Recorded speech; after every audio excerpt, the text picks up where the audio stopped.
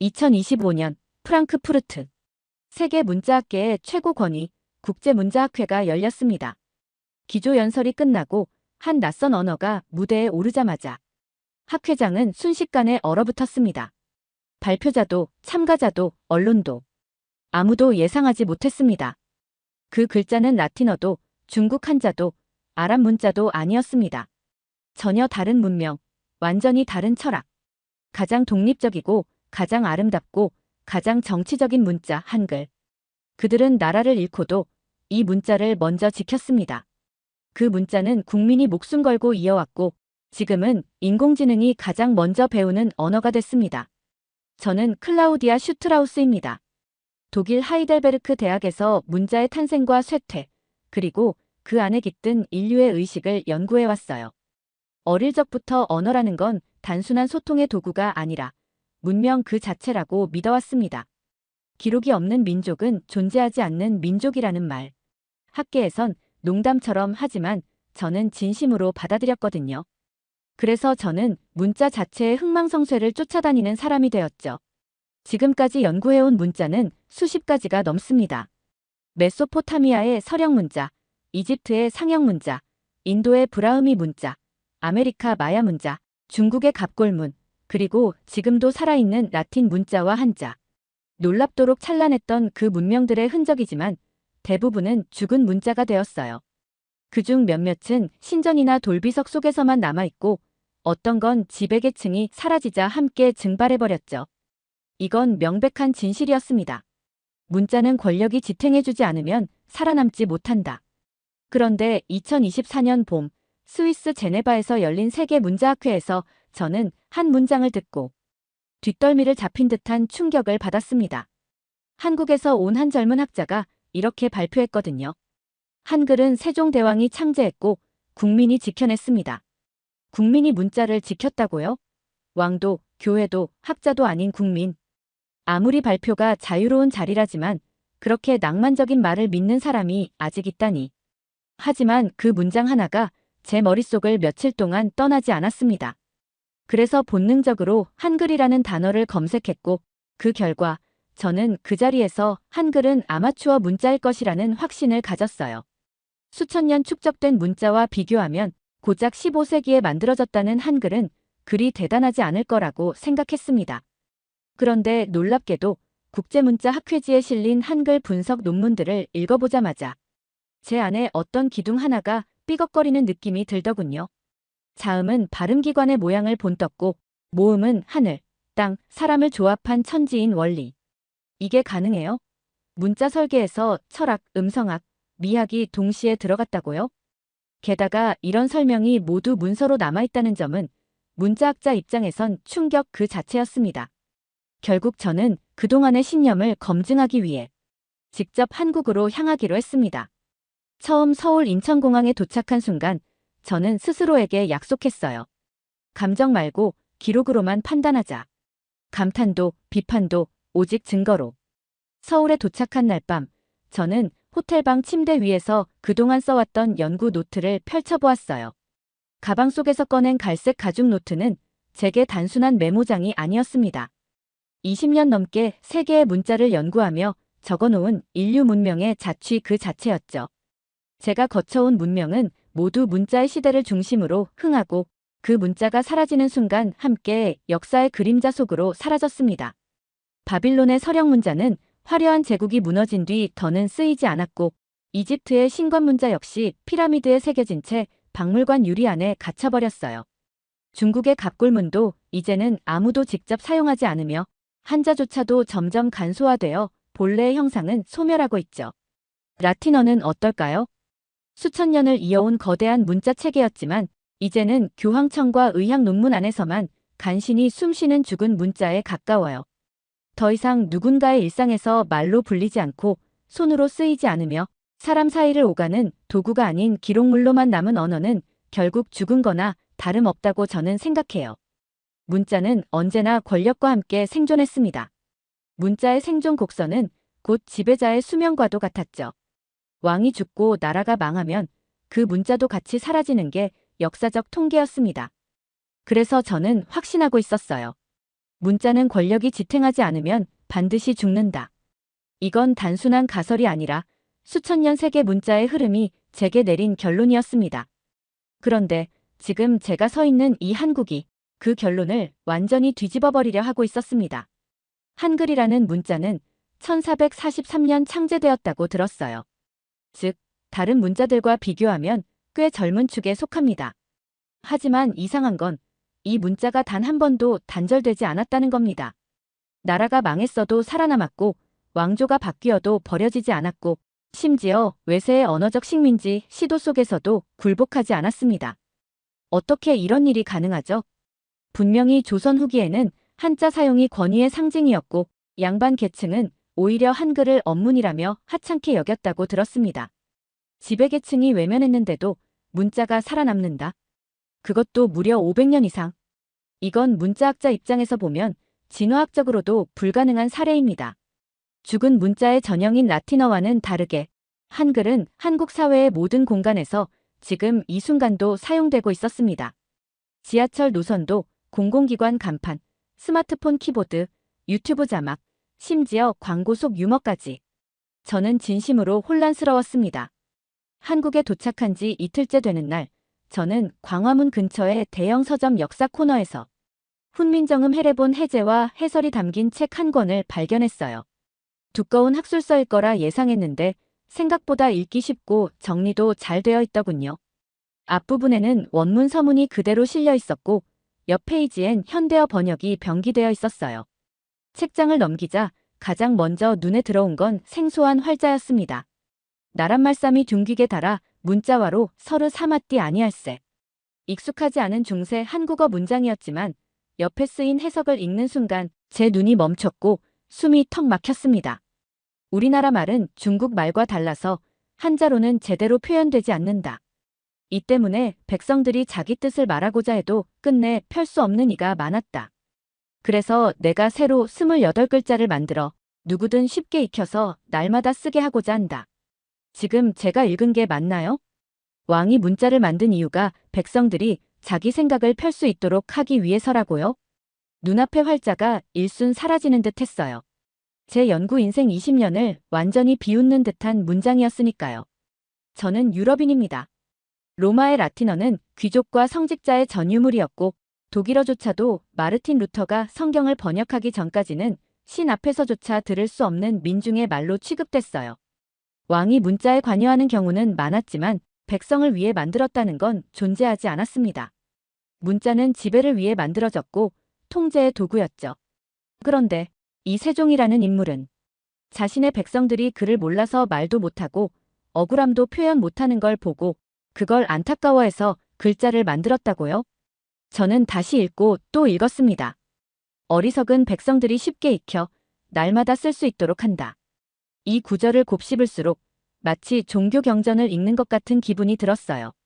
이건 단지 문자가 아니라 절대 권력자인 왕이 스스로 권위를 내려놓고 백성에게 지식의 도구, 말의 무기, 사유의 열쇠를 쥐어준 사건이었죠.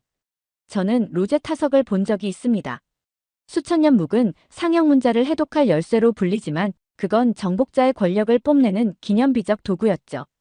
페니키아 문자는 상인들의 이익을 위한 것이었고 산스크리트어는 제사장들의 배타적 영역이었습니다. 그런데 이 문자는 한 나라의 가장 높은 사람이 가장 낮은 사람들을 위해 만든 문자였어요. 그날 저는 숙소에 돌아와 잠을 이루지 못했습니다. 백성을 위한다는 말은 쉽지만 문자를 만들어준다는 건 다른 차원의 일 아닌가. 다음 날 저는 국립한글박물관으로 향했습니다. 아직 시차 적응이 되지 않아 머릿속이 흐릿했지만 훈민정음 해례본이라는 책이 실제로 존재한다는 사실만큼은 정신을 또렷하게 만들었어요. 이미 번역서를 통해 서문을 읽고 나름대로 충격을 받았지만 그 모든 감정은 복제본 실물을 마주한 순간 완전히 다른 차원으로 변했습니다. 해례본 전시실은 박물관 안쪽 깊숙한 공간에 자리하고 있었고 사람들의 발걸음도 드물었습니다. 작은 조명 아래 투명한 유리 너머로 놓인 복제본 한 권. 그건 분명히 인쇄물일 뿐인데도 왜인지 모르게 성경보다 경건하게 느껴졌어요. 조심스럽게 책 옆에 놓인 디지털 패널을 눌러 내용을 넘겼습니다. 처음엔 창제 원리와 구조를 담은 해설 정도로 예상했죠. 그런데 헤레본은 생각보다 훨씬 더 치밀했고 놀랍도록 과학적이었어요. 자음은 사람의 발음기관 모양에서 비롯됐고 혀가 닿는 위치나 목구멍의 진동까지 세분화해서 설명돼 있었어요. 전시 안내 직원에게 조심스럽게 물었어요. 이게 정말 15세기 문서가 맞나요? 그는 고개를 끄덕이며 대답했습니다. 1446년에 간행된 책입니다. 훈민정음의 창제 원리, 소리의 원리, 철학, 조합 규칙까지 다 담겨 있죠. 이 헤레본이 있었기에 그 문자가 어떻게 만들어졌는지를 과학적으로 설명할 수 있었던 겁니다. 그동안 제가 연구해온 문자들은 대부분 추정과 해석이었고 심지어 창제자가 누구인지도 모르는 경우가 많았어요. 그런데 여긴 달랐습니다. 창제자도 명확했고 제작 동기도 분명했으며 구조도 체계적이고 과학적이었어요. 이 정도면 문자학 역사상 거의 유일한 사례라고 해도 과언이 아니었습니다. 그 순간 제가 오랫동안 문자의 표준처럼 여겨왔던 라틴 알파벳 체계의 위상이 흔들리기 시작했어요. 국제적 위상과 영향력 때문에 자연스레 기준점처럼 여겼던 그 문자가 지금 이 순간 헤레본 앞에서는 오히려 더 투박하고 불완전하게 느껴졌습니다. 라틴어는 구조도 복잡하고 예외도 많았으며 귀족 계급만 쓰던 언어였죠. 그에 비해 훈민정음은 백성을 위하여라는 명확한 철학적 동기를 담은 문자였고 그걸 체계적으로 설명해낸 완전한 매뉴얼까지 남겨졌다는 사실이 충격적이었죠. 국립한글박물관을 나서면서도 제 머릿속은 계속 어지러웠어요. 훈민정음 헤레본. 그 책 한 권이 제 생각보다 훨씬 더 복잡하고 치밀한 구조를 갖고 있었고 문자의 탄생 이후부터 음성학적 설계, 철학적 기초까지 완벽하게 갖춘 문자학의 금자탑이라는 점도 충분히 이해했습니다. 하지만 그런 책이 그토록 위험하고 불안정했던 조선 후기, 그리고 식민지 시대, 한국 전쟁까지 거치며 어떻게 지금까지 살아남을 수 있었던 건지 도무지 이해가 되지 않았어요. 솔직히 말해서 저는 당연히 국가 보존일 거라고 생각했죠. 문화재청, 국립도서관, 왕실 기록보관소 같은 곳에서 철저한 관리와 보호를 받으며 보존되었으리라 여겼습니다. 그게 일반적인 경우니까요. 하지만 뭔가 이상했어요. 박물관에 전시된 건 분명 복제본이었거든요. 그렇다면 원본은 어디에 있는 걸까? 설마 일본에? 미국에? 아니면 사라졌던 걸까? 저는 안내 데스크로 돌아가 조심스럽게 질문을 던졌습니다. 죄송한데요. 혹시 저기 전시된 헤레본 원본은 어디에 있나요? 아, 그 원본 말씀하시는군요. 그건 현재 개인 소장 상태입니다. 국가 소유가 아니에요. 저는 순간 말문이 막혔습니다. 개인 소장이라고요? 그게 가능한가요? 직원은 담담하게 대답했어요. 일반적이지는 않지만 그렇게 됐습니다. 전영필이라는 이름을 들어보신 적 있으신가요? 처음 듣는 이름이었어요. 그 사람은 어떤 사람이었나요? 직원이 말했어요. 그분은 원래 미술 수집가였어요. 그런데 일제강점기 조선의 문화재들이 일본으로 대거 반출되던 시기였죠. 그때 자신의 사비를 털어 문화재들을 사들였고 그중 하나가 바로 훈민정음 헤레본이었습니다. 국가도 못 지킨 유산을 한 개인이 지켜냈다고요? 그 책이 발견된 건 1940년대였어요. 일본 상인이 가져가려던 걸 막아서 당시 돈 1만 원을 주고 샀다고 해요. 지금 가치로는 수억 원에 해당하죠. 그리고 평생 한 번도 팔지 않았고 심지어 그것을 대중에게 무료로 공개했죠. 그 말을 듣는 순간 온몸에 소름이 돋았어요. 저는 지금까지 수많은 문자를 연구하면서 그 문자를 만든 사람들에 대한 이야기는 들어봤지만 지킨 사람의 이야기를 들어본 적은 단 한 번도 없었거든요. 그것도 국가도 아니고 왕도 아니고 민간인 한 명이 지켜냈다는 사실은 문자보다 더 놀라운 사건처럼 느껴졌습니다. 더 자세히 알려주실 수 있나요? 제 물음에 직원은 살짝 웃으며 대답했습니다. 전영필 선생에 대한 이야기는 간송미술관 쪽에서 자세히 다루고 있어요. 인터넷에 간송 전영필이라고 검색해보시면 문화재청 자료와 미술관 기록들이 잘 정리돼 있어요. 박물관을 나선 뒤 저는 곧장 숙소로 돌아와 전영필이라는 이름을 검색했습니다. 예상보다 정보는 많지 않았지만 그 하나하나가 제 눈을 의심하게 만들었어요. 문화재를 위해 전 재산을 바친 사람, 한국 최초의 민간 박물관을 만든 사람, 그리고 훈민정음 해례본을 지켜낸 사람. 저는 머뭇거릴 틈도 없이 성북동 간송미술관으로 향했습니다. 겉보기엔 미술관이라기보단 오래된 선비의 집 같았어요. 미술관 내부는 그리 크지 않았지만 전시실 안엔 놀라운 것들이 가득했습니다. 겸재 정선의 진경산수와 신윤복과 김홍도의 풍속화, 고려청자, 그리고 벽면 한편에 조용히 놓인 작은 유리 진열장. 그곳엔 이렇게 쓰여 있었습니다. 훈민정음 해례본 복제본. 1940년대 초 간송 전영필 선생이 일제강점기 당시 일본으로 반출될 위기에 처한 해례본을 거액을 주고 사들여 지켜낸 대한민국의 문자유산입니다. 현재 해례본 원본은 서울 성북동 간송미술관 수장고에 보관 중이며 일반 전시에는 정밀 복제본이 활용되고 있습니다. 단 한 사람의 선택이 한 나라의 문자와 정신을 오늘까지 이어지게 만들었다는 것. 그는 도대체 어떤 생각을 했기에 이런 결정을 내릴 수 있었을까요? 비록 지금 제 눈앞에 있는 건 복제본에 불과했지만 그 책이 품은 진짜 가치는 인쇄된 종이 넘어 한 사람의 용기와 철학 속에 살아있었어요. 글자가 아니라 정신을 지켜낸 이야기. 문자학자가 아닌 인간으로서도 깊이 흔들리는 순간이었습니다. 안내인의 설명을 들으며 저는 조용히 그의 생애를 따라가 봤어요. 1906년 대한제국의 고위 관료였던 전긍운의 아들로 태어난 전영필은 유복한 환경에서 성장했지만 그의 삶은 오로지 지킴이었다고 합니다. 일제강점기 조선의 문화재들은 일본으로 끝도 없이 유출되고 있었어요. 왕실 유물, 고서, 불상, 고지도, 심지어 민가의 옹기까지. 이 나라의 정신이 서서히 도둑맞고 있었죠. 그때 안동에서 이상한 책이 발견됐다는 소식이 전해졌습니다. 그게 바로 훈민정음 해례본이었어요. 일본 고서상이 그 책을 사서 일본으로 가져가려 했고 그 사실을 들은 전영필은 단 하루도 망설이지 않았다고 합니다. 당시 돈 1만 원. 지금 가치로 환산하면 수억 원, 아무리 부자라도 선뜻 꺼낼 수 없는 돈이었죠. 그는 그 돈을 냉큼 들고 고서상을 찾아갔고 단 한마디도 흥정하지 않은 채 그 책을 샀다고 해요. 저는 그 장면을 상상만 해도 숨이 막혔어요. 그 시대에 국가도, 학자도, 경찰도, 언론도 아닌 단 한 사람이 민족의 혼을 살리기 위해 그 위험한 결정을 내렸다는 것. 그것은 단순한 수집이 아니라 한 국가의 기억을 지켜내는 저항이자 헌신이었어요. 전영필은 그 책을 자신의 집에 보관했지만 절대 혼자만 간직하지 않았습니다. 문화재는 학자나 부자의 전유물이 아니라 국민 모두의 것이다. 그게 그의 철학이었고 실제로 그는 1938년 보화각 간송미술관에 전신을 세워 무료로 개방했어요. 그 속엔 해례본도 신윤복도 고려청자도 함께 전시됐습니다. 그는 문화 독립운동가였던 셈이죠. 가만히 전시장을 둘러보며 저는 생각했어요. 만약 그가 아니었다면 지금 사람들은 한글의 창제 목적조차도 모르고 있었을지 모릅니다.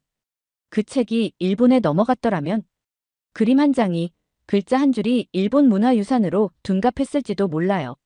그리고 그 진실을 한 사람의 결단이 뒤집은 겁니다. 그 사람은 왕도 아니고 영웅도 아니고 국민의 혼을 느낀 단 한 명의 개인이었습니다. 그날 저는 확신했습니다. 문자는 발명될 수도 있지만 지켜지지 않으면 아무 의미도 없다는 걸. 또 하나의 질문이 생겼습니다. 그럼 정말 이 문자는 백성들 속에서 살아있었을까? 아무리 아름답고 과학적인 문자를 만들어도 그게 실제로 사용되지 않았다면 의미가 반감되잖아요. 한글은 만들어졌고 전영필이라는 한 인물에 의해 살아남긴 했지만 그 중간에 수백 년 동안 백성들은 정말 이 문자를 자신의 것으로 썼던 걸까? 저는 그 질문의 답을 찾기 위해 한국근대문학관과 한글학회 그리고 조선 후기 민속자료가 남아있는 도서관들을 찾아다녔어요. 거기엔 놀라운 진실이 숨겨져 있었습니다. 우선 조선 후기의 기록부터가 뜻밖이었어요. 양반들 대부분은 공식 문서나 편지에서 한자를 사용했지만 그들의 아내와 딸 혹은 하인들이 주고받은 사적인 편지나 일기, 수필은 한글로 쓰인 것이 꽤 많았죠. 어느 중인의 여성이 남편에게 보낸 편지엔 날씨가 추우니 옷을 두텁게 입고 오시라요. 라는 구절이 깨알 같은 한글 필체로 적혀 있었습니다. 또 한글로 된 부엌살림 장부, 약초 사용법 노트, 출산 기록, 정혼 계약서까지. 그야말로 생활의 언어였습니다. 공식 언어가 아닌 삶의 언어. 사람들이 울고 웃고 사는 자리에서 한글은 기록되고 남겨지고 이어졌어요. 이게 바로 한글이 권력의 언어가 아닌 생존의 언어였다는 증거였죠. 저는 이어서 일제강점기 시기의 자료를 뒤졌습니다. 1930년대. 일제는 조선어 말살 정책을 본격적으로 시행하기 시작했어요. 학교에선 일본어만 가르쳤고 공문서는 물론 신문과 방송에서도 한글은 사라지기 시작했습니다. 국어라는 이름으로 일본어가 강제로 교육됐고 한국어는 점점 불운 언어로 취급됐어요. 더 나아가 성명까지 일본식으로 개명해야 했던 그 시대. 한글은 이름조차도 금지된 문자가 되어버린 겁니다. 그런 상황에서도 한글을 사전으로 정리하겠다고 나선 사람들이 있었습니다. 주시경, 이극로, 최연배, 한징, 이윤재. 이 이름들은 외국인인 저에겐 낯설었지만 한국 사람이라면 한 번쯤 들어봤을 영웅들이라고 하더군요. 그들은 조선어학회라는 이름으로 비밀리에 모여 사전을 만들고 철자법을 정리하고 민중의 언어를 지키기 위한 작업을 이어갔습니다. 하지만 그 작업은 결국 일제의 감시망에 걸리고 말았어요. 1942년 조선어학회 사건이 일어났습니다. 총 33명의 학자가 체포됐고 그들 중 다수는 모진 고문을 받았습니다.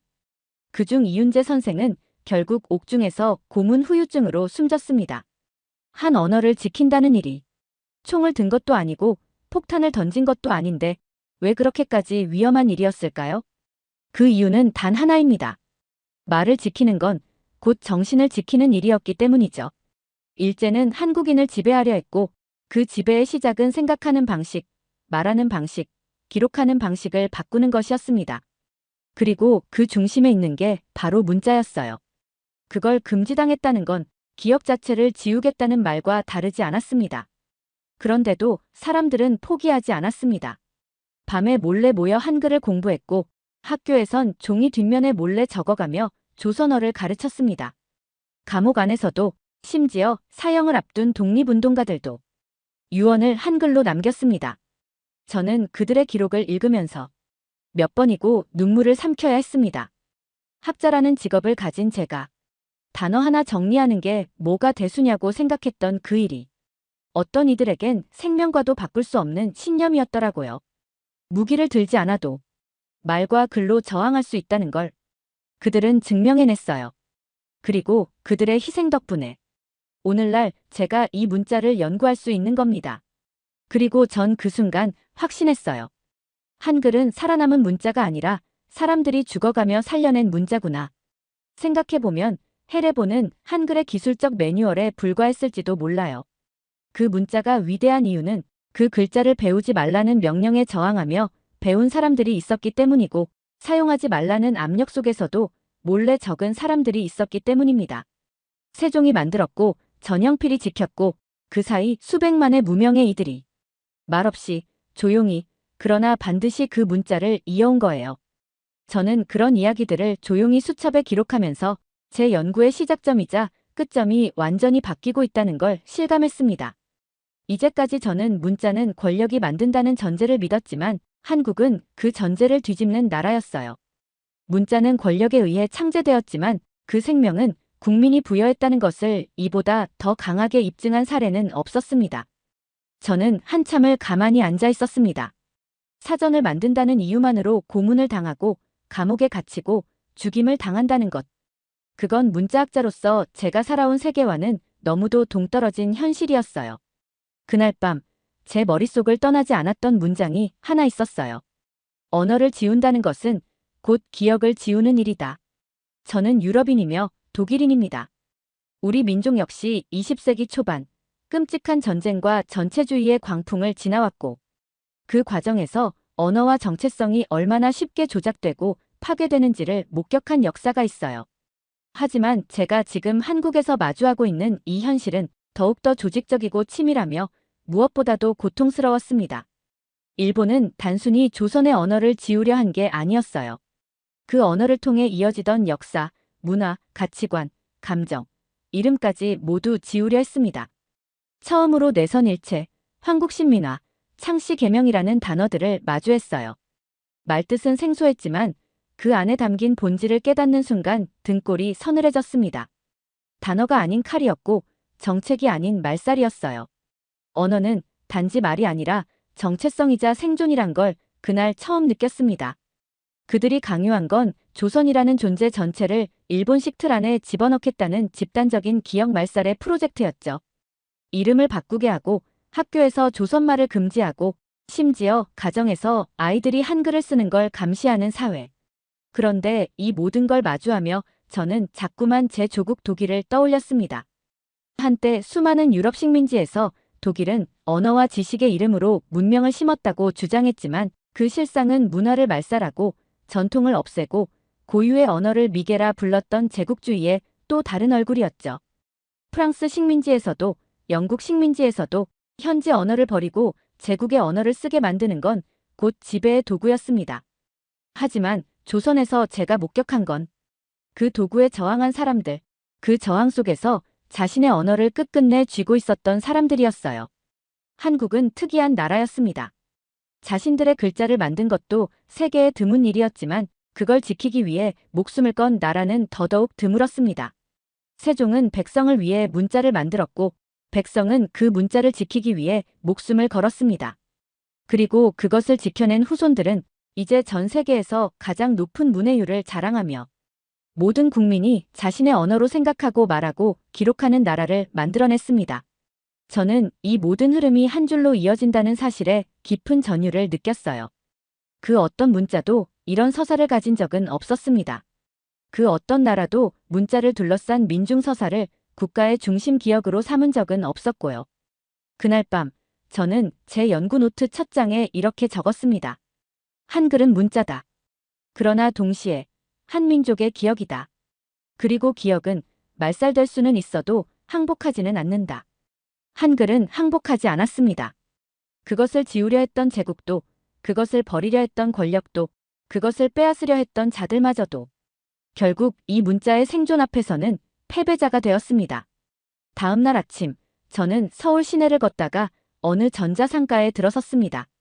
광고 전광판부터 제품 매뉴얼, 심지어 계산대 영수증까지 모두 한글로 쓰여 있었어요.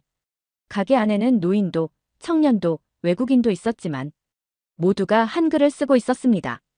아이들은 손가락으로 스마트폰을 두드리며 채팅을 하고 있었고 배달앱, 길찾기 앱, 심지어 주식거래 앱까지도 모두 유려하고 세련된 한글 인터페이스로 구성되어 있었죠. 1950년대의 유럽에서 라틴 알파벳이 디지털화를 시작하던 시기를 기억합니다. 하지만 그건 이미 수백 년간 학문과 권력을 통해 표준으로 자리 잡은 문자였죠. 반면 한글은 불과 한 세기 전만 해도 학교에서도 몰래 배워야 했던 글자였습니다. 그랬던 문자가 이제는 세계에서 가장 복잡한 디지털 환경에서도 매끄럽게 작동하며 국민 누구나 쓰는 주류 문자가 되었다는 사실. 저는 그날 지하철을 탔습니다. 전광판에 역 이름이 한글로 나오고 안내방송도 또렷하게 울렸죠. 노약자석에 앉은 할머니 한 분이 스마트폰을 꺼내 문자를 확인하는 모습에 저는 또다시 감탄하고 말았습니다. 노인도, 청년도, 아이도 같은 글자를 쓴다는 건 한 나라의 기억이 모두 연결돼 있다는 뜻이었습니다. 디지털 문서, SNS, 영상 자막, 표지판, 계약서, 의료기록, 학교 교과서. 한글은 이제 한 사람의 삶의 모든 순간을 기록하는 기본 단위가 되어 있었습니다. 그리고 그 기록이 쌓이면서 한국인의 생각 방식, 소통 패턴, 감정 표현까지 이 문자 안에서 정교하게 설계되고 있었던 겁니다. 저는 갑자기 이런 생각이 들었어요. 만약 일본이 한글 말살 정책에 성공했더라면 지금 이 나라는 존재하지 않았을지도 모른다. 왜냐하면 이 문자는 단순한 기록 도구가 아니라 집단 지성의 기반이자 국민 통합의 축이었기 때문이었습니다. 언어학계에서는 흔히 문자는 사라질 수 있다고 말합니다. 하지만 한국은 그 가설을 정면으로 반박하고 있었습니다. 한국어 수업요? 지금 대기자가 120명쯤 됩니다. 서울의 한 한국어 교육기관, 정확히는 국립국제교육원 산하의 세종학당재단이 운영하는 외국인 대상 한국어 교육센터였습니다. 안에는 금발머리의 유럽인, 중동에서 온 듯한 젊은 여성, 라틴 아메리카 출신으로 보이는 중년 남성까지. 각기 다른 언어, 다른 배경을 가진 이들이 진지한 얼굴로 교재를 넘기고 있었어요. 수업이 끝나자 교사에게 허락을 받고 몇몇 학습자에게 말을 걸었습니다. 한 유학생은 말했습니다. 한국 드라마에 자막 없이 몰입하고 싶었어요. 또 다른 학생은 이렇게 말했죠. 한국은 단어 하나에도 감정이 담겨 있는 것 같아요. 과거, 일본이 말살하려 했던 문자는 지금 세계인이 줄 서서 배우는 문화자산이 되어 있었어요. 이곳의 교사 중 한 명은 저를 조용히 불러 이야기 하나를 들려주었습니다. 한 프랑스 학생이 있었다고 합니다. 어릴 적부터 문자를 배우기 어려워 난독증 판정을 받았지만 한글을 배우면서 처음으로 읽는 즐거움을 느꼈다는 사연이었어요. 이 문자는 누구도 배제하지 않도록 설계된 문자였죠. 세종이 그토록 강조한 백성을 위한 글이라는 철학은 600년이 흐른 지금 지구 반대편의 외국인에게도 여전히 유효했던 겁니다. 프랑크푸르트로 돌아왔습니다. 국제문자학회에서의 발표가 끝난 지 이틀, 그 여우는 쉽게 가라앉지 않았습니다. 발표 직후 학자들 사이에서 예상 외의 반응이 터져 나왔기 때문이죠. 저는 지금도 그날의 순간을 곱씹고 있어요. 세종대왕의 창제 철학은 알고 있었지만 그것을 지켜낸 평범한 국민들의 이야기는 처음 들었습니다. 특히 헤레본을 민간인이 지켰다는 건 정말 인상적이네요. 학회가 끝나고 중동 출신의 언어학자가 다가와 제게 그렇게 말했습니다. 그는 고대 문자의 특성을 연구하는 교수였죠. 그러면서 덧붙였습니다. 문자를 지키는 주체가 국가도 아닌 국민이라면 그건 더 이상 단순한 문자가 아닙니다. 그건 민족의 혼이고 정신입니다. 그의 말에 저는 숨이 턱 막혔어요. 제가 한국에서 본 장면들이 떠올랐거든요. 성북동 골목길을 올라간 끝에 마주했던 간송미술관, 책 한 권을 지키기 위해 전 재산을 내놓은 전영필 선생의 이야기, 그리고 그것을 오늘날까지 지켜낸 학자들과 시민들. 저는 학회 발표 당시 이렇게 말했었죠. 다른 문자는 왕이 만들고 왕이 썼지만 한글은 왕이 만들고 국민이 지켰습니다. 그때는 이 말이 단지 문장 하나였는데 지금은 이 문장이 저의 인생관을 바꿔놓았다는 걸 느낍니다. 숙소로 돌아온 뒤 제 발표 영상을 다시 재생해 보았어요. 제 목소리는 조용했지만 확신에 차 있었습니다. 저는 이제 글자에도 혼이 있다는 걸 믿게 됐습니다. 그리고 그 혼은 이 작은 나라에 살아 있었습니다. 사실 독일에서 자라며 저는 로마자에 대한 경외감 속에 살았어요. 문명의 기준이었고 세계 질서의 상징처럼 여겨졌으니까요. 하지만 이제는 생각이 달라졌습니다. 문자의 우열이 아니라 그 문자를 대하는 태도가 문명의 격을 나눈다는 것을 알게 되었거든요. 한국은 단지 문자를 만든 나라가 아니었습니다. 그들은 그 문자를 모두의 것으로 만들었고 국난 속에서도 국가보다 앞서서 지켜낸 사람들이 있었습니다. 이 사실을 전 세계 문자학자들에게 말하고 싶었어요. 한글은 단순한 문자가 아니라 한 민족의 살아있는 정신이라는 걸요. 두 번째 사연 시작합니다. 믿기 힘드시겠지만 지금 전 세계 최고 석학들과 군사, 경제 전문가들이 단 하나의 나라 앞에서 고개를 숙이고 있습니다. 그 나라는 미국도, 독일도, 일본도 아닙니다. 바로 우리가 너무도 잘 알고 있다고 착각해왔던 나라, 한국입니다. 그런데 더 놀라운 사실이 있습니다. 세계는 지금 한국의 정부를 주목하는 것이 아니라 한국의 국민을 분석하고 복제하려 하고 심지어 수입하려고 하고 있다는 사실입니다. 왜 세계는 시스템이 아닌 사람을 탐내기 시작했을까요? 왜 한국이라는 나라 앞에선 국가라는 개념조차 무너지는 걸까요? 한 외국인 석학이 직접 한국을 다녀간 뒤 이렇게 말했습니다. 한국은 국가가 아니었다. 국민 자체가 브랜드였고 그 브랜드는 단 한 번도 실패한 적 없는 생존의 엔진이었다.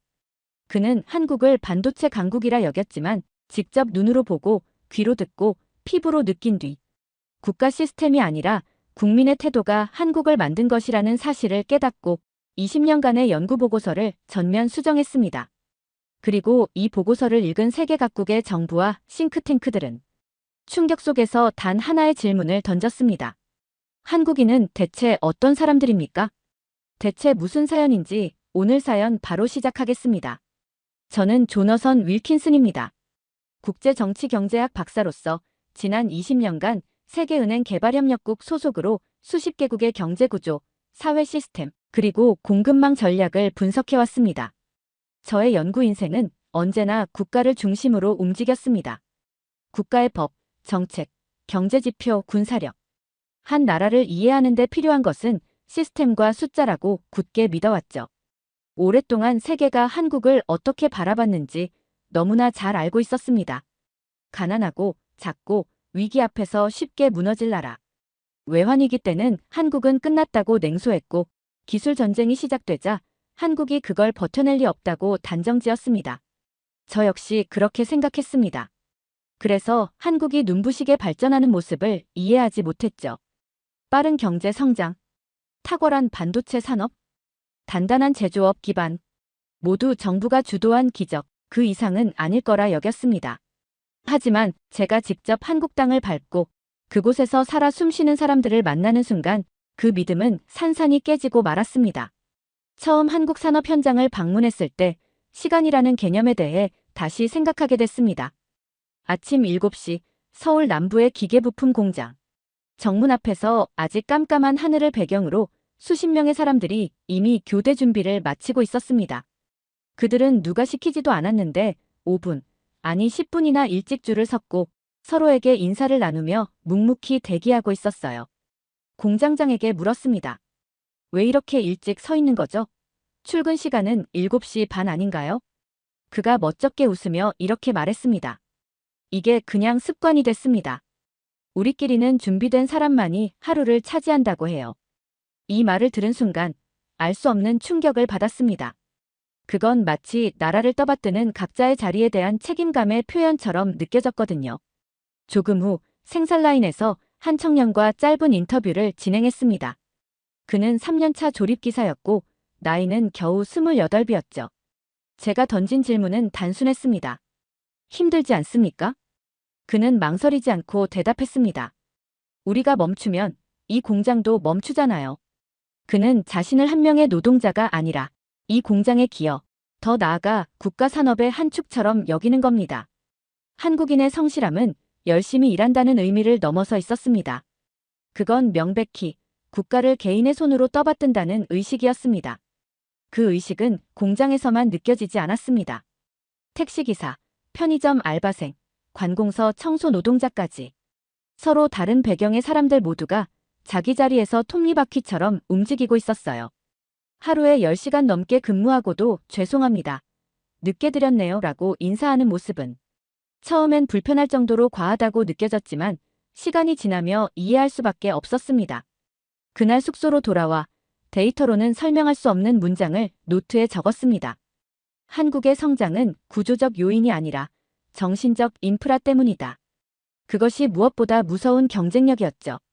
정부가 아닌 국민이 만들어낸 고유의 브랜드 한국을 본격적으로 다시 바라보게 된 계기는 과거 IMF 외환위기 당시의 금 모으기 운동 사례를 조사하면서였습니다.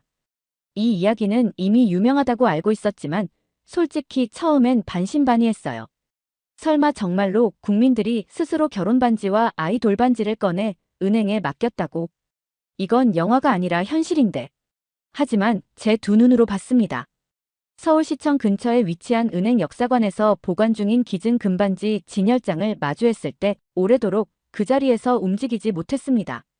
반지에 새겨진 글자들, 작은 각인 하나하나가 통계로는 절대 표현되지 않는 진심을 증명하고 있었어요. 당시의 뉴스 보도 영상도 입수해봤습니다. 중년 여성 한 분이 줄을 서 있다가 기자에게 이렇게 말했습니다. 나라가 어려운데 내가 뭘 아껴요. 그 눈빛은 무서웠습니다. 단호했고 흔들림이 없었습니다. 한국은 그 위기를 정부가 아닌 국민의 손으로 넘겼습니다. 그 누구도 내가 왜 희생해야 하냐고 묻지 않았고 나라 살자고 내가 뭘 할 수 있을까를 고민했죠. 그 의식의 구조를 도무지 이해할 수 없어 한 교수에게 조심스레 질문을 드렸습니다. 왜 그렇게까지 했던 겁니까? 솔직히 말하면 무리 아닙니까? 그 교수는 씩 웃으며 말했습니다. 한국인에게 국가는 남이 아닙니다. 우리가 만든 공동체니까요. 그러니까 한국에서 국가란 곧 국민이라는 개념이 추상적인 이념이 아니라 생활 속 본능이었던 겁니다. 위기를 마주하면 정부가 아니라 국민이 먼저 반응하는 시스템, 그게 한국의 진짜 구조였습니다. 그런 사례는 IMF 때만 있었던 게 아니었습니다. 2019년 일본의 수출 규제 당시에도 한국 시민들은 일본 제품 불매 운동에 스스로 나섰습니다. 정부의 지침이 내려오기 전부터 자발적으로 포스터를 만들고 매장 앞에 일본 제품 판매 안 합니다라는 손팻말을 걸었어요. 그런 장면을 실시간으로 보도한 영상을 반복해서 돌려봤습니다. 어느 나라나 위기가 오면 국민은 정부만 바라봅니다. 하지만 한국은 정반대였죠. 정부가 국민을 바라봐야 하는 나라였습니다. 그날 밤 한국의 금 모으기 운동을 바탕으로 정리한 보고서 초안을 지웠습니다. 기존의 요약은 전혀 현실을 담아내지 못하고 있었기 때문입니다. 새롭게 적기 시작했습니다. 한국의 국민은 통화보다 강한 신용을 보유한 공동체다. 금융으로 위기를 극복한 게 아닙니다. 그들의 신뢰와 단결이 그 어떤 통화 정책보다도 강력한 방어선이었던 겁니다. 국가란 어떤 상황에서도 구성원에게 책임을 요구합니다. 세금, 병역, 교육, 투표 모두가 시민으로서의 의무라 불리죠. 저 역시 오래도록 그렇게 배워왔습니다. 하지만 한국에 와서 저는 처음으로 의무라는 개념이 통하지 않는 집단을 만났습니다. 이곳 사람들은 의무라는 단어에 고개를 갸웃했고 대신 책임과 자부심을 더 자주 입에 올렸습니다. 의무가 아니라 내가 지켜야 할 무언가라는 의식. 그것이 뿌리내린 사회. 이 특이한 국민성을 더 깊이 이해하고 싶어 저는 한국의 독특한 군사문화인 예비군 제도를 조사하기로 했습니다. 경기도의 한 향토예비군 훈련장을 직접 찾았습니다. 한국 남성은 만 40세까지 예비군에 편성되어 1년에 한 번 이상 군사훈련을 받습니다. 미국이나 유럽이라면 법으로 정해져 있어도 출석률은 저조하고 강제성이 없으면 사실상 무력한 제도에 불과하죠. 그런데 한국은 제도보다 문화가 먼저 작동하더군요. 훈련장에 도착하자 조용한 질서 속에 도착한 사람들 대부분이 군복을 이미 갖춰 입고 있었습니다. 늦잠을 자거나 불평을 하는 이도 보이지 않았고 오히려 자리를 정돈하고 서로 묻고 도와주며 준비하고 있었어요. 가장 놀라웠던 건 대부분이 직장인이라는 점이었습니다. 회사에서 하루를 비우면서도 이 훈련에 참여하고 있다는 사실이 쉽게 이해되지 않았죠. 모두가 묵묵히 심지어 익숙하게 움직였고 훈련 전 교관의 말에도 고개를 끄덕이며 진지하게 반응했습니다. 제가 옆자리에 있던 참가자에게 조심스럽게 물었습니다. 이런 훈련을 받는 게 불편하지 않습니까? 그는 오히려 저를 바라보며 약간 웃듯 말했어요. 여긴 우리가 지켜야 할 집이에요. 그건 의무를 넘어선 자부심이었습니다. 한국은 국방이라는 개념을 국가 권한이 아닌 국민의 명예로 이해하는 나라였습니다. 그들은 병역을 다했다는 말보다 예비군까지 잘 마쳤다는 걸 더 뿌듯해했어요. 병역을 국가가 시킨 일이 아니라 이 땅에 태어난 남성이라면 당연히 해야 할 일로 받아들이고 있었죠. 심지어 민방위 훈련조차도 대충 넘어가지 않았습니다. 제가 한 아파트 단지에서 관찰한 민방위 훈련은 정말 놀라웠어요. 사이렌이 울리자 모든 차량이 즉시 멈추고 시민들이 정해진 구역으로 움직이기 시작했습니다. 그 와중에도 이렇게 하면 재난 때 더 빨리 도울 수 있어요라는 주민의 설명이 들려왔죠. 어느 나라든 국가의 생존은 시민의 협조에 달려 있습니다. 하지만 한국은 협조가 아닌 자발적 참여가 지배합니다. 그들이 움직이는 동력은 지시가 아니라 내가 나라를 지킨다는 긍지였어요. 그때 생각했습니다. 이건 정부의 지시가 아니라 국민의 합의다. 세계 여러 나라에서 병역 거부나 반군사주의가 심화되는 가운데 한국은 오히려 전 국민이 유사시 군대가 되기 위해 훈련받는 나라였어요. 그 의식을 강제하지 않아도 유지되는 이유는 단 하나, 그들이 지킨다는 것을 영광으로 여겼기 때문입니다. 나중에 방산업계 세미나에서 만난 한 교수는 저에게 이렇게 말했습니다. 한국에서는 군복무 이야기를 자랑처럼 해요. 나라를 위해 무언가 했다는 증명이니까요. 이건 결코 흔한 일이 아닙니다. 어떤 사회도 군사와 민간이 이렇게 겹치는 나라는 없으니까요. 한국인들은 자신이 국가의 일원임을 머리로가 아니라 몸으로 증명하고 있었습니다. 그게 그들의 방식이었고 그 방식은 이미 전 세계 어느 제도보다 강력한 방어 체계를 이뤄내고 있었죠. 또 하나 한국만의 독특한 점이 있습니다. 저는 원래 기술이 국가 경쟁력의 핵심이라고 믿어왔습니다. 특허수, 첨단 장비, 생산 효율성 이런 것들이 선진국과 개발도상국을 가르는 기준이라고 여겼죠. 그래서 한국 방산업체가 세계 시장에서 급부상하고 있다는 말을 들었을 땐 솔직히 기술 도입이 빠른 나라 정도로 생각했어요. 하지만 그 믿음은 제가 서울국제방산 전시회에 참석한 날 깨졌습니다. 입장하자마자 한눈에 봐도 최신식 장비들이 줄지어 전시되어 있었습니다. 전차, 자주포, 유도탄, 전자식 레이더. 겉으로 보자면 미국이나 독일 제품과 큰 차이가 없어 보였어요. K9 자주포 시연 영상에서 해설자가 말했습니다. 이 장비는 병사 한 명 한 명이 유사시에 어떻게 대응할 것인지까지 설계에 반영된 결과입니다. 기술 설명이 아니라 사람에 대한 이해가 중심이었습니다. 실전 환경에서 실제로 쏘아본 경험, 전투에 참가했던 간부들의 피드백, 정비 인력의 습관까지 반영해서 만든 장비라고 하더군요. 그 순간 느꼈습니다. 한국의 무기는 제품이 아니라 정신의 결정체라는 것을요. 그날 부스를 지키던 한 예비역 장교 출신 엔지니어와 대화를 나눴습니다. 어떻게 이렇게 빠르게 기술을 확보할 수 있었습니까? 그는 망설임 없이 이렇게 대답했습니다. 우린 기술보다 살아남는 법을 먼저 배운 나라거든요. 그래서 전쟁이 가상 시나리오가 아니라 가족 이야기에 가깝죠. 수많은 무기 제조국을 돌아다녀봤지만 살아남기 위해 만든 무기라는 설명은 처음 들어봤어요. 그들은 무기의 성능보다 국민의 생존 가능성을 먼저 고민하고 있었습니다. 이런 생각은 그날 K2 전차 부스에서도 반복됐습니다. 설계 단계에서부터 혹한기, 산악지형, 도심 투입을 전제로 했다는 설명이 이어졌고 전시가 터졌을 때 국민이 도망가는 게 아니라 함께 싸우는 구조로 되어 있기 때문에 그렇게 설계할 수밖에 없다는 말까지 나왔죠. 이건 설계 철학이 아니었어요. 국민을 전제로 한 무기, 그것은 국민이 시스템보다 강하다는 전제를 바탕으로 하는 전략이었어요. 사실 다른 나라에서도 신무기를 자랑하는 건 어렵지 않습니다. 하지만 국민이 직접 싸울 준비가 되어 있으니 무기 또한 거기에 맞춰야 한다는 국가가 과연 몇이나 있을까요? 한국은 그걸 실전처럼 설계하고 국민처럼 만든 무기를 갖고 있었고 그 중심에는 기술보다 앞선 정신이 자리하고 있었습니다. 그날 이런 문장을 적었습니다. 이 무기들은 철이 아니라 정신으로 만들어졌다. 한국은 기술을 수출하는 나라가 아니다. 생존을 전파하는 나라다. 지금 한국이 만든 무기가 유럽과 동남아시아, 중동에서 각광받는 이유도 스펙 때문이 아닙니다.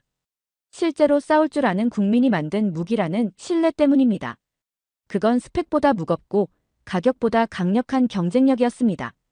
그 순간 이 나라의 기술은 결국 정신에서 출발했으며 그 정신이야말로 한국이라는 브랜드를 진짜로 움직이는 힘임을 확신하게 되었습니다.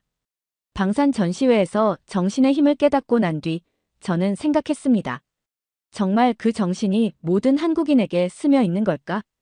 그래서 이번엔 화려한 행사장이 아닌 평범한 서울 시내 한복판으로 향했습니다. 지하철, 식당, 편의점, 횡단보도 가장 일상적인 공간 속에서 한국인은 과연 어떤 표정을 하고 사는지 보고 싶었어요. 서울 강남역.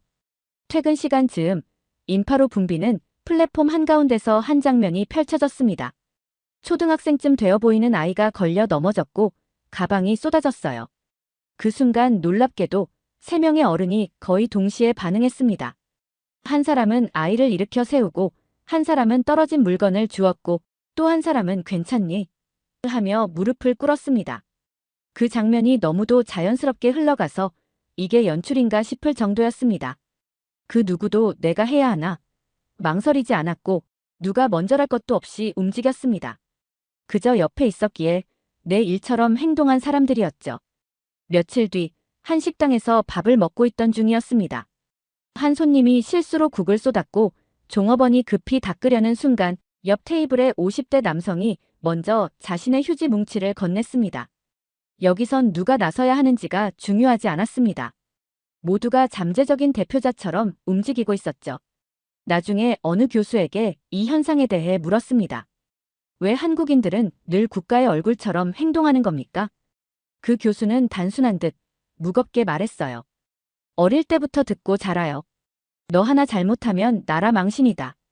그게 농담처럼 들릴지 몰라도 실제로 우리는 그걸 지켜야 한다고 믿어요. 이건 예의범절의 문제가 아니었습니다. 한국인들은 자신을 개인이 아니라 한국의 대리인처럼 느끼고 행동하는 습관이 배어 있었습니다.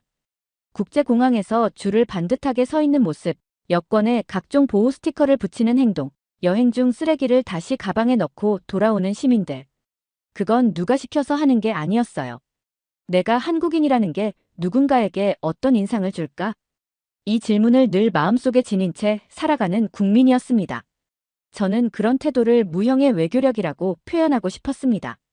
국가 차원의 외교관 한 명이 설득하는 것보다 길거리에 평범한 한국인 한 명이 보여주는 행동이 훨씬 더 많은 신뢰를 주고 있었습니다. 해외에서 한국을 바라볼 때 보통 문화 강국이라고 불립니다. 처음에 저는 그 표현이 마음에 들지 않았어요. 강국이라기엔 인구도 작고 자원도 부족하고 글로벌 네트워크도 얇은 편이었으니까요. 그런데 시간이 지날수록 깨달았습니다. 문화 강국이 아니라 국민 강국이라는 표현이 맞는다는 걸요. BTS, 오징어 게임, 기생충. 이 모든 현상을 저는 단지 엔터테인먼트의 성공쯤으로 봤습니다. 그런데 직접 그 중심에 있는 사람들과 만나고 창작 과정을 따라가 보면서 생각이 완전히 바뀌었습니다. 문화 콘텐츠 산업 종사자들은 입을 모아 말했습니다. 정부가 밀어주기 전에 우리는 일단 만들고 있었어요. 돈보다 자존심으로 시작했고 이건 그냥 우리 이야기였어요. K 콘텐츠의 본질은 국민 개개인이 먼저 움직이고 정부는 그 뒤를 따라간 구조였죠. BTS가 세계 무대를 뒤흔들기 전 그들은 방탄소년단이라는 이름조차 어색하던 시절에 자체 제작 콘텐츠를 만들고 유튜브에 자막을 달며 팬들과 직접 소통했어요. 그건 국민 한 명 한 명의 세계 진출이자 일종의 외교였어요. 저는 그걸 문화 독립운동이라고 표현하고 싶습니다. 한국은 한류를 위해 행정력을 동원하기보다 시민들이 스스로 좋아서 세계를 향해 콘텐츠를 뿌리고 자막을 달고 응원하고 후원하고 확산시킨 나라였습니다. 그 자체가 충격이었어요. 시민이 콘텐츠의 생산자이자 번역자이자 소비자이자 홍보대사였으니까요. 비단 문화뿐이 아니었습니다. 한국의 스타트업들도 정부 보조금보다 국민의 피드백에 더 귀를 기울였고 소비자가 먼저 문제를 발견하고 개선 요청을 넣으며 제품이 진화해 갔습니다. 한 스타트업 대표는 저에게 말했죠. 한국 시장 자체가 너무 민감하고 똑똑해서 여기서 통하면 세계 어디서도 통해요. 그 말은 맞았습니다. 소비자가 곧 품질 관리자였고 팬이 곧 홍보팀이었고 국민이 곧 민간 외교관이자 창조자였습니다. 이런 구조는 다른 나라와 전혀 달랐습니다. 일본은 전통을 지키며 국가 차원에서 예산을 밀어주고 중국은 아예 문화산업을 정부 주도로 통제합니다. 한국은 달랐어요. 국민이 움직이고 나면 정부는 그 뒤를 쫓듯 지원하는 방식이었습니다. 국민이 정부보다 먼저 세계를 움직인다는 이 말은 더 이상 비유가 아니었습니다. 실제로 한국은 문화 외교든 기술 수출이든 국민이 먼저 판을 열고 정부는 나중에 따라가는 구조였어요. 한국은 시민의 나라가 아니다. 시민이 나라인 국가다. 정부가 먼저 나서기 전에 국민이 이미 세계 무대 위에 올라 있었다. 이 말은 사실 제가 한국에서 본 거의 모든 분야에 적용됐습니다. 시민 한 명 한 명이 창조자이자 생산자, 그리고 세계를 향한 가교 역할을 하고 있었죠. 그리고 저는 정부의 역량을 넘어서서 국민이 세계를 움직일 수 있는 유일한 국가가 한국이라는 사실을 진심으로 인정하게 되었습니다. 2020년 전 세계가 코로나19라는 전염병 앞에서 속수무책으로 무너졌었죠. 경제는 멈췄고 병원은 붕괴 직전이었고 사람들은 서로를 의심하기 시작했어요. 그런데 그때 한국은 이상하게도 흔들리지 않았습니다. 초기 확산 속도는 빨랐지만 그 이후의 전개는 세계 모든 전문가의 예상을 벗어났죠. 그 현장을 직접 확인하기 위해 한국에 긴급 출장을 신청했습니다. 물론 출입국 심사, PCR 검사, 자가격리 등 까다로운 과정을 거쳐야 했지만 그만큼 직접 두 눈으로 확인해야 한다는 생각이 들었어요. 왜냐하면 그때까지 저조차도 의심하고 있었으니까요. 설마 정말 국민이 자발적으로 움직였다는 말이야? 그런데 그 설마가 전부 사실이었습니다. 식당 입구마다 체온 측정기와 QR코드가 있었고 어느 매장에 들어가도 손님이 먼저 손 소독제를 찾았어요. 대형 병원에선 의료진뿐 아니라 환자 가족들까지도 질서를 지켰습니다. 면회 금지에 불만을 터뜨리기는커녕 오히려 그게 더 안전하니까요라며 고개를 끄덕이더군요. 이런 모습을 그 어떤 유럽 국가에서도 본 적이 없었습니다.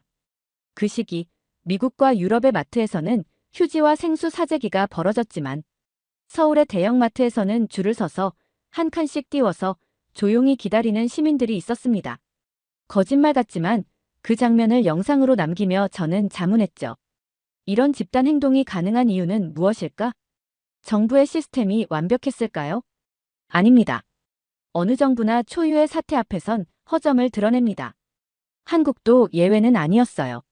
하지만 차이가 있다면 국민이 그 허점을 스스로 메웠다는 점입니다. 마스크가 부족하다는 뉴스가 돌자 자원봉사자들이 직접 마스크를 제작해 배포하기 시작했습니다. 택시 기사들은 승객이 마스크를 쓰지 않으면 정중하게 하차를 요청했고 상점에서는 손님이 몰리면 자발적으로 입장을 제한했죠. 정부는 그 뒤를 따라 제도화했을 뿐이었습니다. 그때 세계경제포럼 화상회의에서 이런 말을 했습니다. 한국은 위기 시 국민이 정부보다 먼저 작동하는 나라다. 국가 시스템이 아니라 시민 정신이 바이러스를 막고 있다. 참석자들은 고개를 끄덕였고 몇몇은 그게 가능하단 말인가? 라며 놀랐습니다. 하지만 저는 확신했습니다. 한국은 위기에서 국민이 방파제가 되고 위기가 지나가면 다시 엔진이 되어 국가를 돌리는 유일한 나라라는 걸요. 이 구조는 단 한 번의 위기에서만 작동한 게 아니었습니다. 2022년 강릉 산불 당시 전국에서 시민자원봉사자 수백 명이 모였습니다. 주유소에서 생수를 무료로 나눠주고 피해 지역 식당들이 무료 급식을 붙여놓았죠. 지자체보다 빠르게 움직였고 소방차보다 먼저 마을 골목으로 뛰어들었어요. 그걸 보며 저는 또 하나의 문장을 남겼습니다. 한국 국민은 재난 시 국민이 아닌 국가 그 자체가 된다. 위기 속에서 한국은 정부보다 국민이 먼저 움직이며 무너지지 않는 첫 번째 방파제가 되고 그 이후 나라를 다시 굴리는 가장 강력한 집단 엔진이 된다는 것을요. 이 나라에선 정부보다 국민을 믿는 게 더 안전하겠다. 이건 농담처럼 들릴 수도 있겠지만 제가 한국을 수년 동안 연구하며 작성한 보고서의 첫 문장이었습니다. 보통 국가는 제도를 통해 자신을 증명합니다. 세금을 걷고 법을 만들고 질서를 유지하죠. 하지만 한국은 달랐습니다. 제도보다 사람이 먼저였고 법보다 행동이 강했고 권위보다 실천이 앞섰습니다. 이 사실을 가장 극명하게 보여준 사례는 한국의 중소기업과 수출 파트너들이 맺고 있는 신뢰관계에서 확인할 수 있었습니다. 부산항 근처에 위치한 한 부품 제조업체를 방문한 적이 있습니다. 작은 규모의 공장이었지만 미국과 유럽의 유명 완성차 업체들과 직접 거래를 맺고 있었습니다. 거래 규모도 적지 않았고 계약 기간도 장기였습니다. 의아했어요. 저런 중소업체가 어떻게 세계 굴지의 대기업과 장기 거래를 유지할 수 있지? 그래서 그 해외 바이어에게 직접 전화를 걸어 물었습니다. 한국의 이 작은 공장을 믿고 부품을 조달받는 이유가 뭡니까? 그는 망설이지 않고 대답했습니다. 계약서가 없어도 약속을 지키는 사람들이니까요. 계약보다 신뢰, 가격보다 진심, 그게 한국 국민이 세계에 준 가장 강력한 설득이었어요. 뿐만 아닙니다. 한국은 이제 세계가 기술만이 아니라 정신까지 수입하려는 나라가 됐습니다. 한 독일 기자가 이렇게 표현했죠. 한국은 부품을 파는 줄 알았는데 알고 보니 생존의 방식 자체를 파는 나라였다. 이 말에 담긴 진심은 저도 공감했습니다. 그들은 단지 무기, 전자, 콘텐츠만을 팔지 않습니다. 그 안에 담긴 국민의 자세, 태도, 역사, 감정까지 함께 수출하고 있는 나라였습니다. 이제 세계는 한국을 정부가 잘하는 나라로 보지 않습니다. 국민이 믿을 수 있는 나라로 봅니다. 그렇기 때문에 위기 상황에서도 글로벌 공급망에서 빠지지 않고 기술 안보 파트너로 우선순위에 올라 있고 전 세계 젊은 세대가 함께 일해보고 싶은 국민으로 한국인을 언급하는 겁니다. 저는 확신합니다. 지금 한국은 정치적으로 위기가 있고 정부가 큰 정책 실패를 범하더라도 이 나라는 국민의 집단지성으로 다시 일어설 거라고요. 왜냐하면 그들은 이미 수차례 그렇게 해왔으니까요.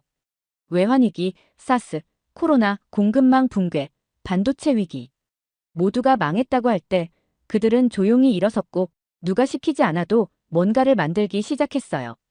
지금 이 순간에도 서울의 어느 지하철 기사, 대전의 어느 간호사, 울산의 기계공, 부산의 한 중학생이 묵묵히 자신의 자리를 지키며 한국이라는 거대한 기관차를 조용히 그러나 단단히 움직이고 있습니다. 세계는 더 이상 한국이라는 나라를 부러워하지 않습니다. 한국인이라는 존재를 부러워합니다. 그리고 그들은 스스로는 절대 만들어낼 수 없는 한국인의 정신을 갈망하기 시작했습니다. 그리고 저는 마지막 보고서에 이렇게 썼습니다. 한국은 국가가 아니다. 이 나라는 국민이 브랜드고 그 브랜드는 신뢰와 생존, 그리고 미래를 함께 건설하는 이름이다. 영상 일부는 무료 영상 소스를 활용했으며 편집 및 내용 구성은 감동탐험이 직접 진행했습니다. 사연 이야기가 좋았다면 구독과 댓글로 남겨주세요.